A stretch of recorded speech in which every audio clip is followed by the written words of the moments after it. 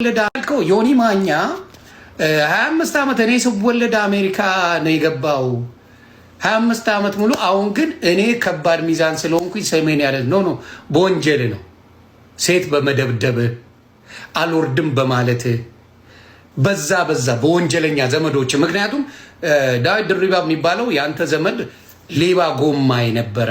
አንተም ከሱ ጋር ሆነ ፕሌን ልታግቱ ስትሉ የተያዛችሁ ናችሁ። አልወርድም ብለ ፕሌኑ አይንቀሳቀስም አይሄድም ተባላችሁ፣ አንወርድም አላችሁ። ሰው በዛ ምክንያት ነው የታሰርከው።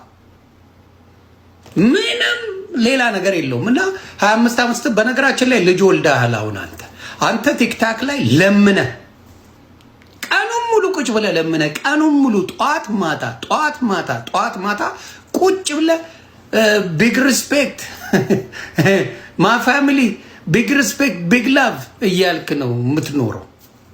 ማ ፋሚሊ ቢግ ላቭ ቢግ ሪስፔክት ለምን አድርገህ ነው የምትኖረው?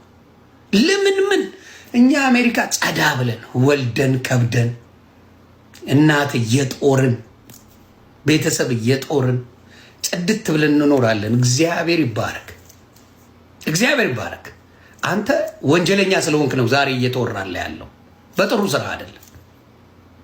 ሶሻል ሚዲያን ኢትዮጵያን ማንም ሳያውቀው ቆስቁሶ ያስተማረ ነው። እዚህ ጋር የምታየው ሰው ሶሻል ሚዲያ አጠቃቀምን እንዴት እንደሆነ ለኢትዮጵያውያን አስጠቅሜ አንተ ዛሬ የምትለምንበት ማኝዚ በሰጠው ድፍረት ነው። ሶሻል ሚዲያ ቆርቋሪ ነኝ አንተ ቆሮቆራ።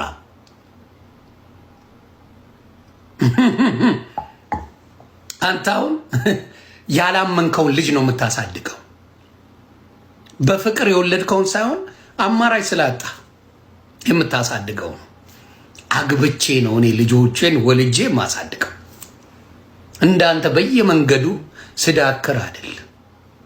ልዩነትንማ እኩል እንዳታየው፣ አንተ ለማኝ እኩል እንዳታረገው፣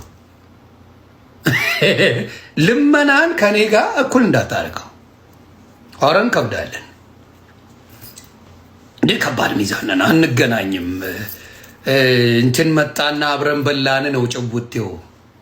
እና እንዳትሞክረው አንተ በወንጀለኛ ነህ ምናምን ቆሾ ቆምቦሬ ነህ። ለማይነት ቲክታክ ላይ ቀኑ ሙሉ ሳይሰለች ቢግ ላቭ ቢግ ሪስፔክት ምንድነው ያልከው? ዮኒ ማኛ 25 ዓመት እኔ ስወለድ